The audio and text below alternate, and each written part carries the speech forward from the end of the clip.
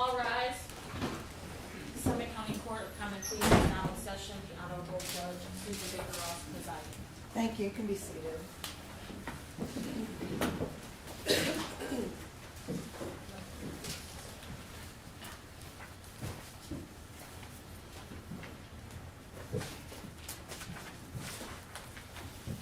All right. We're on the record, State of Ohio versus Samuel Randazzo,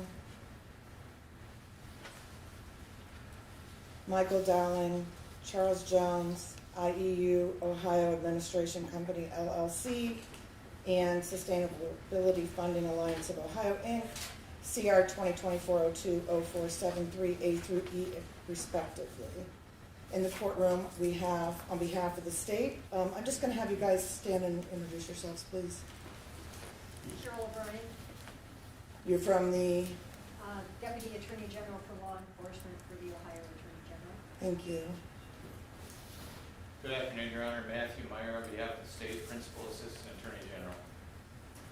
Brad Gessner, Summit County Prosecutor's Office.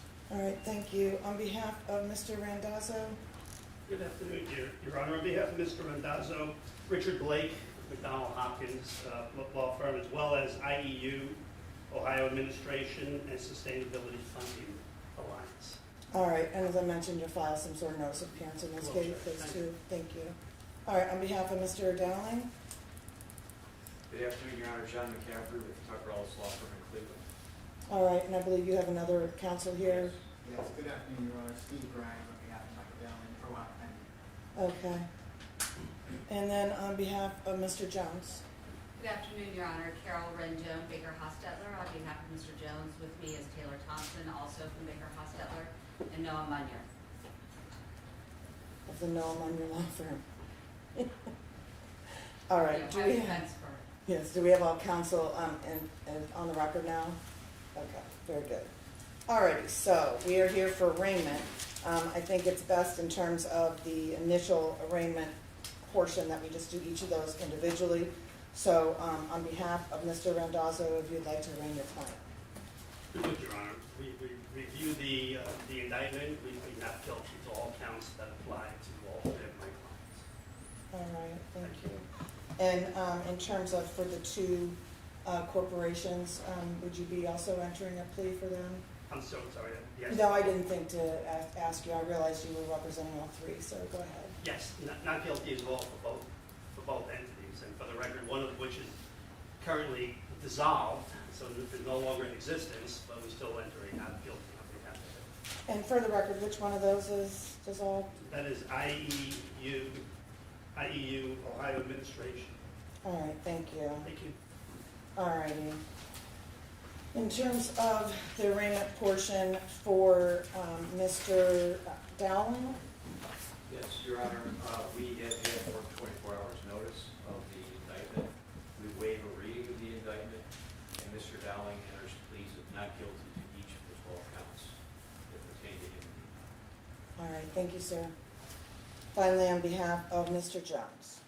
Your Honor, we have also had an opportunity to review the indictment. We waive a reading of the indictment, and Mr. Jones pleads not guilty to each and every count with which he's been charged. All right, thank you. So we'll note the not guilties on behalf of all of the defendants. In terms of bond, the court did set what we call it a pre-arraignment bond in order to get us to today of $100,000, 10% with maximum pretrial supervision, house arrest, GPS monitoring, and surrender of the passport. I understand that the state, we were not on the record when I set those, so I would like to give everybody an opportunity to argue regarding the bond. And I'll just note that we did in chambers discuss the specific medical conditions, and that information will be provided to the court under seal. However, we will note that everyone agrees that those will be referred to in general as medical conditions. Otherwise, everything else is going to be argued here in this courtroom. So on behalf of the state, who will be arguing regarding the bond? Thank you, Your Honor. Matthew Meyer on behalf of the state.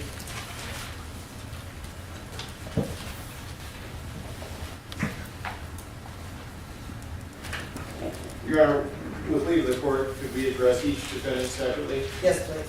Beginning with defendant Randazzo, and mindful of the criteria set forth in revised code section 2937.011, we do not object to the bond that's currently in place being extended for Mr. Randazzo. We would request that the GPS monitoring stay in place. Obviously, Mr. Randazzo will need to travel between Franklin County, Hamilton County, where he has a case pending in federal court, and Summit County, but with the GPS requirements that we be confined to those counties throughout the duration of these proceedings. We are aware that a significant portion of Mr. Randazzo's assets have been encumbered, so the concerns that we have about Mr. Randazzo's financial resources are different than those we have for defendants Jones and Dowling. So based on that, we would request the current conditions for Mr. Randazzo remain in place. In regards to the house arrest component, I did place that just to get to today. Is the state requesting that I keep the house arrest in place, or are you okay with me lifting that at this time? We're okay with Mr. Randazzo being confined to those counties and seeking leave of court should he need to travel elsewhere. Again, Summit County, Franklin County, Hamilton County. All right, and if he's on GPS, I would just ask Mr. Randazzo if you would notify, if we remain on GPS, which I haven't decided, but if I did do that, then we would ask that you would notify the GPS whenever you're traveling to one of the other counties. I understand you reside in Summit and in Franklin primarily, back and forth? That's correct. Okay. All righty. On behalf of Mr. Randazzo, Attorney Blake. Thank you, Judge. The purpose of these bonds is to ensure that the party shows up in court. That's it. Mr. Randazzo, as everyone knows, has already been indicted by the federal authorities, not just the county area, but the entire country has, the Department of Justice has deemed it appropriate to have no ankle monitor on Mr. Randazzo. He is on personal recognizance. The man is 74, almost 75.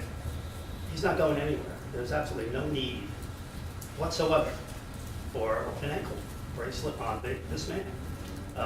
We would ask that that travel be constricted to the state of Ohio. He has therapy in Licking County.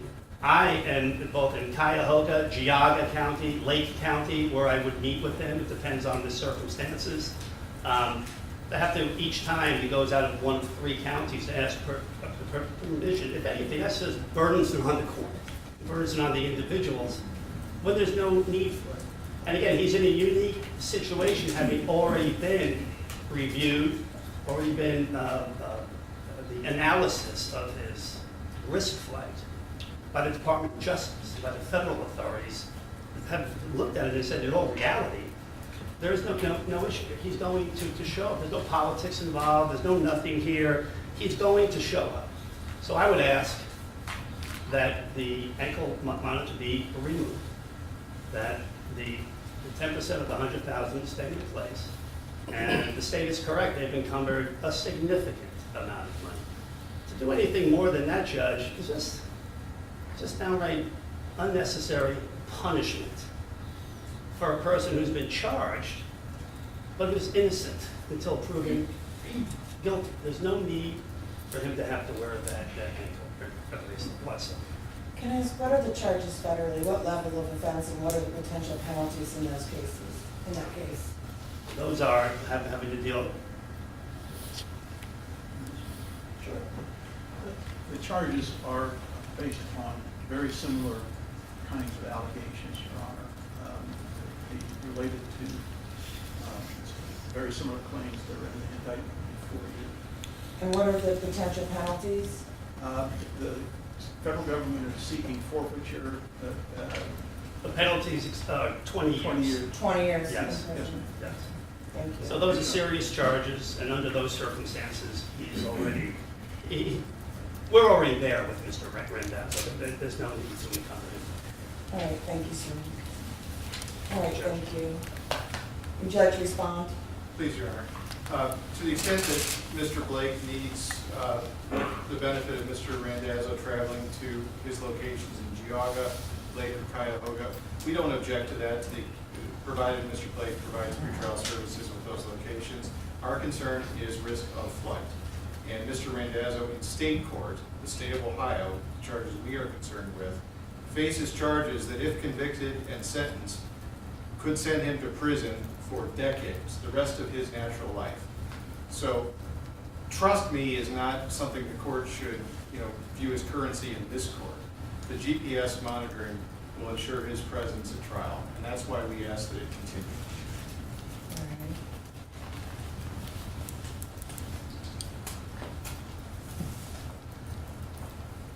I should add, Mr. Blake indicated therapy in Licking County, and likewise, provided there's documentation, we wouldn't object if pretrial services is notified of the circumstances of that travel.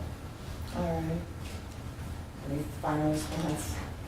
No, Judge, again, this is taking a second bite out of the apple. Federal pretrial services has analyzed this. The United States Attorney's Office has analyzed this.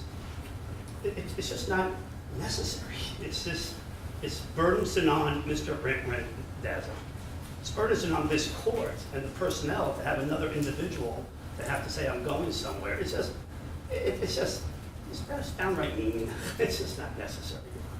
And I would abide by that. I'd say that we should, not look to complicate the matters here. No one's asking anyone to trust anybody. And this whole issue of decades in prison, he's facing that in federal court. And they've already come to their conclusions. I'm not saying that you have to follow what the feds have done. Absolutely not. At the same time, it's just uncalled for. All right, thank you. Thank you. And just, we discussed the passport. His passport has already been seized by the federal government. That is correct, Your Honor. And you're going to get me something documenting that they already have his passport? I will do so. Okay, thank you. In terms of Mr. Randazzo, I am going to keep the GPS monitor on, but I'm just going to limit it to the state of Ohio. And we can revisit that after he's demonstrated to this court that he will comply. We can revisit that issue at a future hearing. And in terms of pretrial supervision, I will impose the minimum pretrial supervision, but I do believe that with the GPS, he would need to keep it charged, and then there may be other requirements from pretrial supervision, so he can talk to them.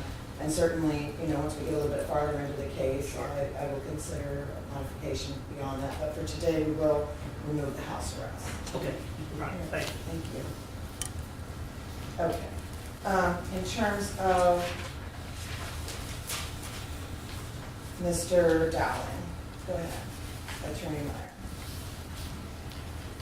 Your Honor, with respect to defendant Is your Dowling. mic turned on? Beg pardon, Your Honor. Thank you. With respect to defendant Dowling, the state did address the court yesterday and requested a financial bond. In review of the case since yesterday's discussion, mindful that the purpose of revised code section 2937.011 is to secure the defendant's presence at trial, we would ask for a property bond that Mr. Dowling post the property he owns in Stark County, Ohio, and in Mount Pleasant, South Carolina, both his home and the vacation home. We think that would serve as an adequate deterrence to flight. Mr. Dowling, while he was not compensated in quite the scale by his former employer, Mr. Jones, that Mr. Jones was compensated, he still enjoyed significant financial compensation upon his exit from the company. He has access to resources that we are concerned could be used to further flight.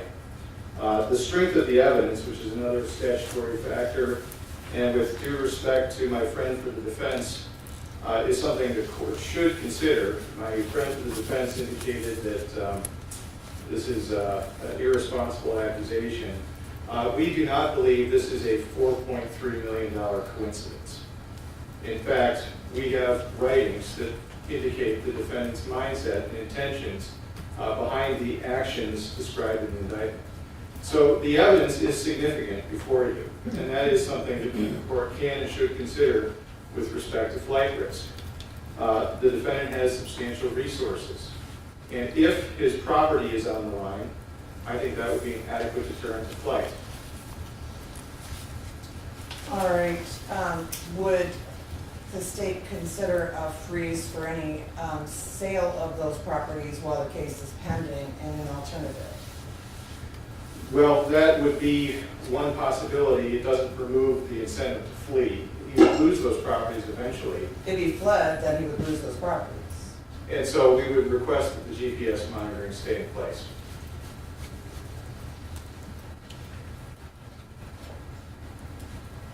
And likewise, Your Honor, as to Mr. Dowling, similar to Defendant Randazzo, we would request that he be confined to the court's jurisdiction to ensure his presence at trial, verified through GPS monitoring.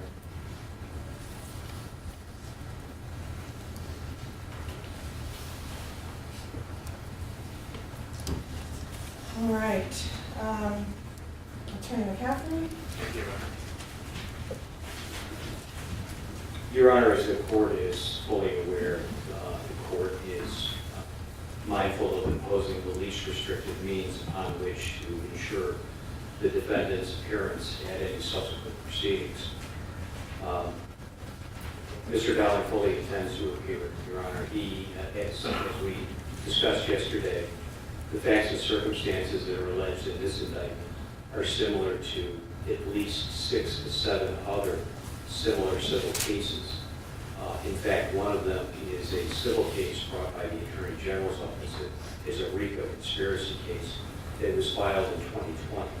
So these allegations are certainly no secret to Mr. Dowling. He has done nothing to change his financial conditions. He's owned both his home up here in Massillon, where he's lived with his wife of 34 years, for many years. Lived in the Massillon area for many years. And he's owned those homes before these allegations came to be known. He's done nothing to do anything with those properties. Mr. Meyer talks about financial resources, but other than the 2 properties, he's not identified any, because there are not significant financial resources. Mr. Dowling has a modest pension that he draws from FirstEnergy, but other benefits have been held by FirstEnergy, and he does not intend to do anything with those properties.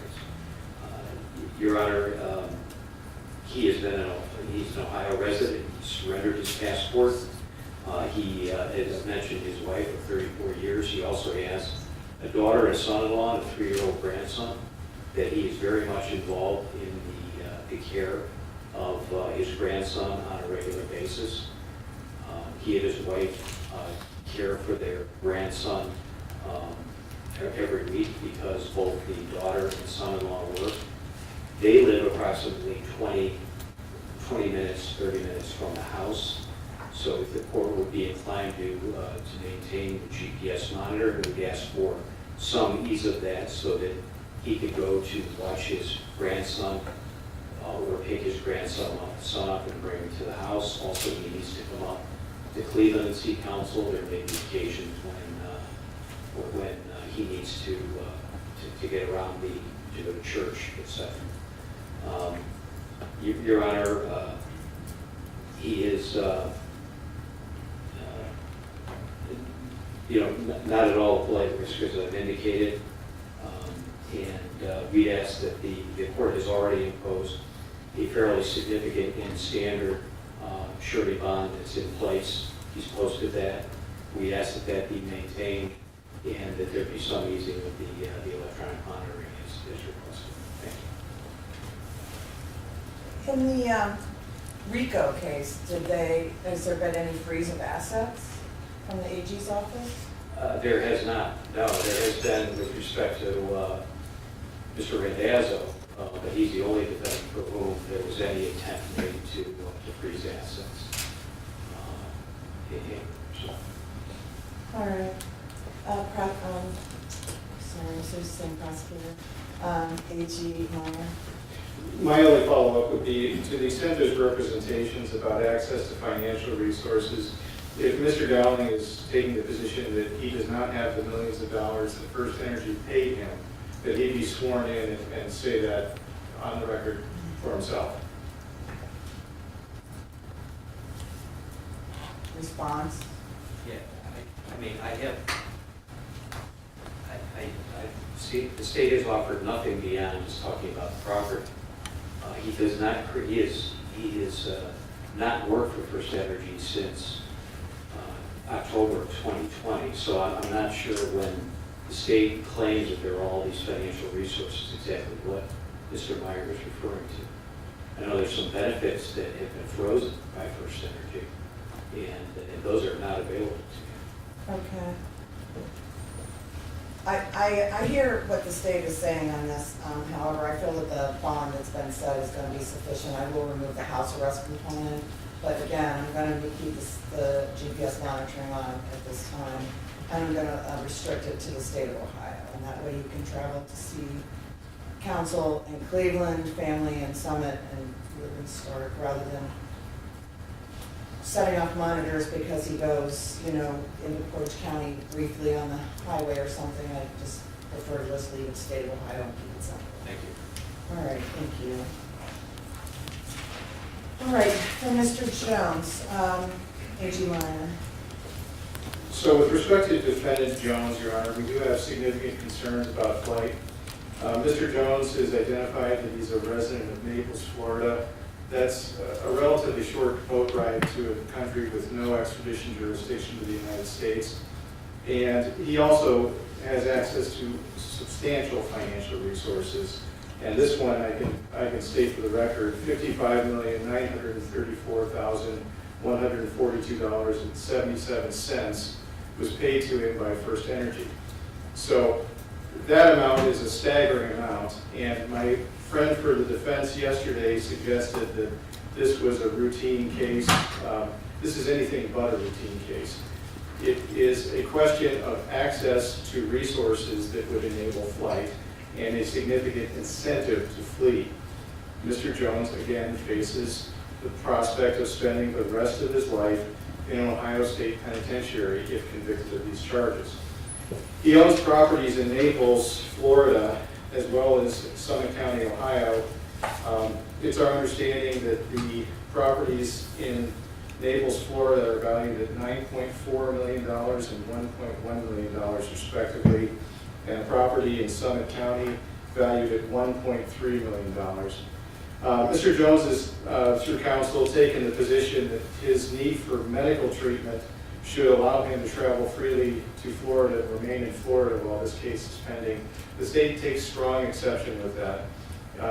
We are aware of the nature of Mr. Jones' medical condition, and we are of the position that the provider of medical treatment is also an entity that provides medical treatment in Northeast Ohio, world-class medical treatment. And if there is a will, there is a way. If the court's order is that Mr. Jones receive his medical treatment within the court's jurisdiction to ensure he does not flee, then I suspect that the necessary professionals will make the necessary arrangements. At a minimum, though, I think Mr. Jones should post the value of those properties, post the properties as a disincentive for flight. He has the resources, the means, and the ability, should he choose, to be drinking a Cuba Libre, so to speak, 100 miles away from where he lives in Naples, Florida. Thank you. Attorney Rendon, I believe you're going to speak on behalf of your client.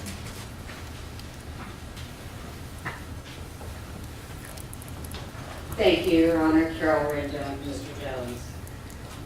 First and foremost, Mr. Jones is not a flight risk. He has known about this investigation since last summer, the investigation by the state of Ohio. He has known about a federal criminal investigation since July of 2020. There are multiple pieces of civil litigation pending. Mr. Jones has appeared and participated in every one of those.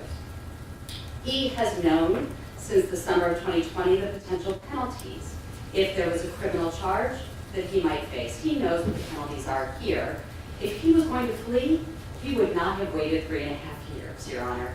And the idea, the insinuation that he would flee to another country is just really not appropriate under these circumstances. He's done everything that you would ask somebody to do under these circumstances. He has stayed put, he has showed up, he has participated, and he has affirmatively stated that he is innocent of these charges. And that presumption of innocence is critically important in this court's determination as to what an appropriate condition of bond is for Mr. Jones. He is a resident of the state of Florida. He's been a resident of the state of Florida since 2020, before any of these investigations began. He didn't move to Florida because of these investigations, and he should be permitted to return to his home. Your Honor, as you know, because of his medical situation, there is a specific need for him to be in the state of Florida where he lives, and a particular need for him to be there next week. The GPS monitor, Your Honor, which I understand the purpose of it, is very difficult as a result of those medical conditions. And I don't think it will be something that Mr. Jones can actually do on a long-term basis, Your Honor. And I think it will impede the other things that he has to do in terms of his medical conditions. And so I don't think that a GPS monitor is either necessary or appropriate under his unique circumstances, Your Honor. If Your Honor wanted, Mr. Jones would be more than happy to return back to Naples for the appointment that he needs to be at next Tuesday, come back to the court and have a pretrial services risk of flight assessment done, which I know you often do when you have more time in advance of an arraignment, and to give that additional information to Your Honor to consider. But I think that the fact that he has surrendered his passport, the fact that he has stayed put and has appeared as requested to this court, he came back to the state of Ohio as soon as he was advised by counsel that this indictment had been returned, and awaited Your Honor's instructions yesterday as directed. He's not going anywhere, and you can be assured of that. So my recommendation, Your Honor, would be that the surety remain in place, the court has possession of his passport, he be permitted to return home, and then if you would like him to come back on a designated day next week, he will travel back, you know, we can have an appearance with pretrial services and do an additional risk assessment for Your Honor to consider in terms of long-term conditions pending the trial of this case. AG Meyer.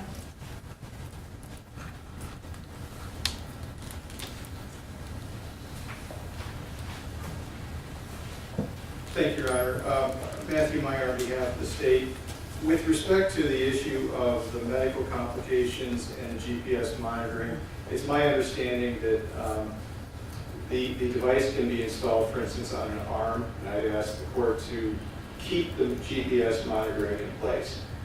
Once there is a flight, despite the best intentions, representations, and promises of lawyers, then the court is beyond power to retrieve the defendant who flees to another country where there is no jurisdiction. This is a defendant who has access to the resources to make it possible, and this is a defendant who has a strong incentive, given the nature of his medical condition, which we've discussed in chambers. In particular, the prospect of decades in an Ohio State penitentiary make the risk go up. And so, with that in mind, we would request that the GPS monitoring stay in place, and at a minimum, the court impose a disincentive to flight that would cause him to think twice about even suggesting that he flee jurisdiction. And that would be to place the properties he owns, the vacation homes, the property in Florida where he now resides, and the property in Bath, Ohio, as collateral to ensure his appearance. That would be an incentive to stay. I don't think it's an unreasonable request under the statute, and it would not unfairly impinge on his liberty. With regard to civil cases, those civil cases, like I've said, do not carry the prospect of decades in an Ohio State prison. Finally, I would like to note for the record that the state did provide Marcy's Law notification to the named victims in this case.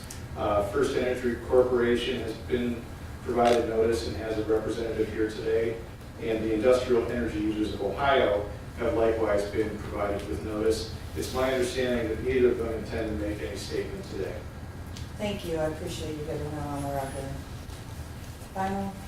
Your Honor, if I may respond briefly, if the court needs some additional assurance that Mr. Jones will appear as required, and he will, Your Honor, I know that he would be willing to agree to freeze any sale on his houses.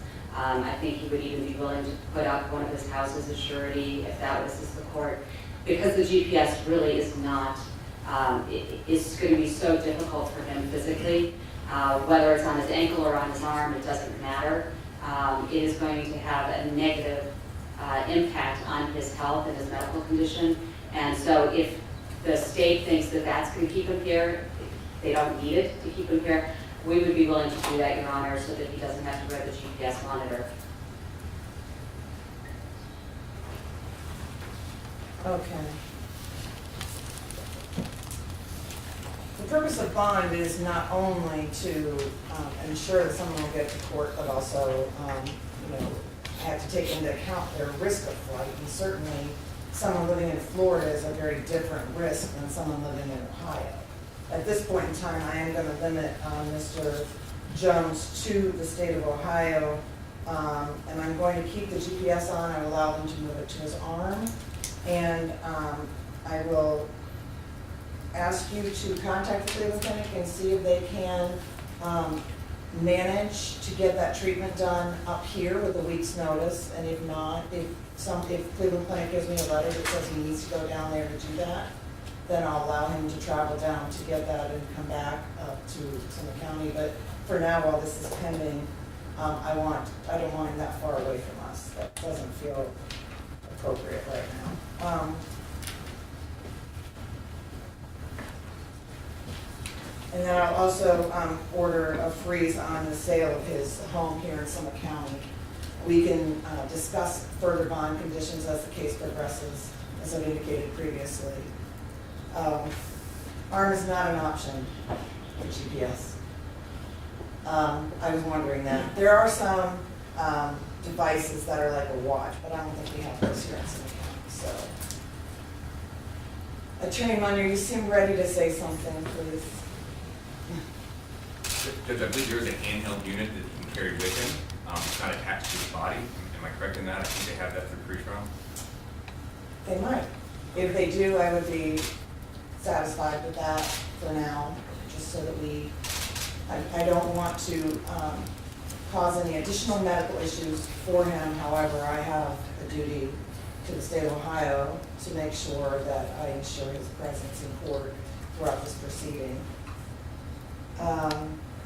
So is there anything further then? I would note that I did receive documentation that both Mr. Jones and Mr. Dowling have surrendered their passports as ordered, and that'll be stored by the court, Summit County. Attorney Randazzo? Yes, Your Honor, I just wanted to clarify that the restriction is to the state of Ohio as it is with Mr. Dowling. Would he have any reason to be that far south in Ohio? He has a child who lives in Columbus, and I'm in Cleveland. Right. So, yes. I'm comfortable with that. Thank you. All right. For now. And we can look at this as we go through the case, and I continue to see compliance. We can, have further discussions about the bond. But for now, I feel comfortable with what we've resolved today. So we'll continue on all three. We remove the house arrest. The only added condition is to freeze Mr. Jones' home asset here in Summit County as an assurance that he will stay. And just provide us with that documentation from Cleveland Clinic if that is going to be an issue. Your Honor, I've just provided my friend for the defense a copy of the Zillow record of Mr. Jones' Summit County home. If there's no objection, I'd like to provide it to the court as an exhibit of the property that we are asking to be enjoined. Is there any objection? I have no objection. I have no idea, the Right. authentication of it, but I have no objection to it. All right. Did you want to make that an exhibit for our court reporter then? Yes, Your Honor. State's exhibit, hearing exhibit 1, please. All right. All right, we need to talk about what's next. I guess that's the other thing we need to do. I would guess that there's significant discovery that needs to be reviewed by the defense. Have you updated any discovery yet? I mean, I realize this just happened, so I'm guessing little or none? None. None, okay. Thank you. All right, so what level of discovery do you anticipate being provided in terms of volume of documents and that type of thing? I think at the outset, we were going to provide discovery in several stages. The initial batch will most likely be the most significant batch. There's approximately 100,000 documents that we'll be turning over. I'm going to propose to my friends from the defense that we make arrangements about the means to turn that over, well, most likely on an external digital media. But we're going to be compiling that in the next, I would say, 3 weeks, and have that ready for disclosure as an initial production. Thereafter, the productions will be much less significant, but will be more of the traditional casework material that will be provided in that second batch. All right, so anticipate it's going to be the beginning of March before they even get the documents? With leave of the court, yes, Your Honor. And I think the state would note that it will request reciprocal discovery in kind of the defendants. Absolutely, as required by the rules. So, are we thinking we might be best suited to have a hearing sometime in April? Just a first pre-trial? Not a hearing, but just a pre-trial? That would give you guys about a month after you receive those documents, just for us to come back and start talking about what's next. That's fine, Your Honor, for an initial pre-trial. Okay. Perhaps we could put that on a Friday morning, not on my call day.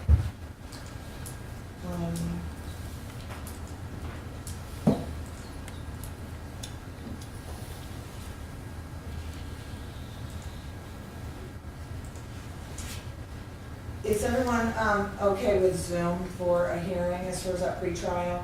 The court usually does our arraignments in person, any hearings in person, and a lot of our pretrials are on Zoom.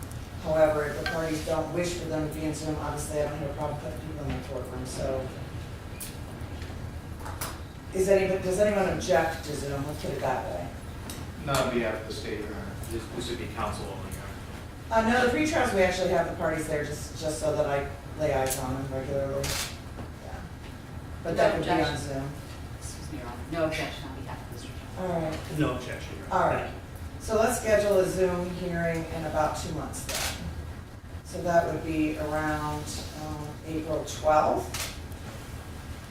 In the morning sometime, would that be doable? And then we're gonna start hitting everybody's calendars, right?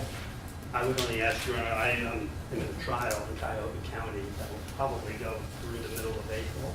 I would Okay. tell the judge, they'll give us a Wow. break if need be, but I would ask for the 19th or the 26th for myself. All right. How's the 19th and 26th for the other two counsel, for the defense? Judge, I'm in Toledo in trial. The week of the 22nd, I could do the 19th. The 19th would be better? Yes. How about for the state? We're at the court's pleasure. Those dates will work for us. All right, Attorney Randazzo? So I can attend via Zoom, but I will be out of town for a family-related event. Okay. So I can attend via Zoom, but I just didn't want Your Honor to wonder where I was. I won't be sitting with Mr. Jones because I will be at a college event. I would guess with the counsel involved, that someone will be sitting with them. That's correct, Your Honor. All right. Let's do that. Would you be available at 9:30 that morning, everyone? I do have a couple things already set at 8:30.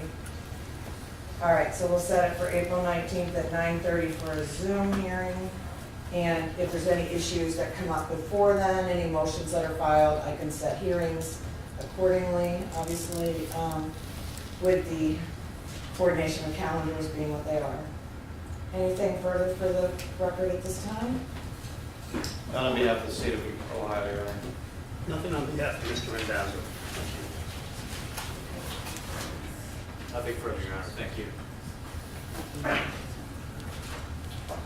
Your Honor, nothing's, you know, I'm not going to go back over everything, but if you would order a pretrial risk assessment, I would appreciate that. Sure, we can ask them to do a pre-trial risk assessment for all three defendants. Thank you, Judge. And we have checked with pretrial, they do not have anything other than an ankle monitor. So for now, we use the ankle monitor. You can ask them to put it looser so that if you have any swelling issues,